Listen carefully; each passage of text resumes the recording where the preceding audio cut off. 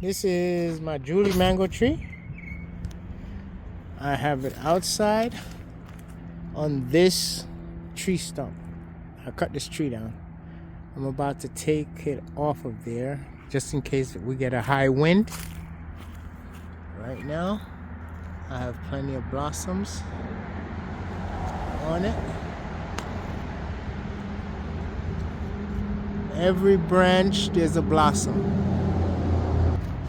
Over here is the Bombay mango tree. And there's some nice blossoms on it. I love these buds, how they look. Look at the blossoms.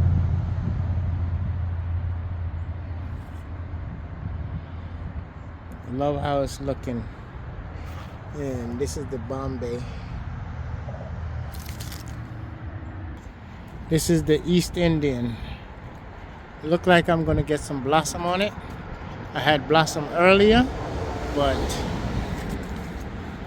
they were inside and it died. So I have two more branches here.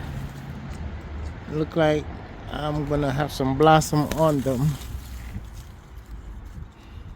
So let's keep our finger crossed. All right, mango tree update.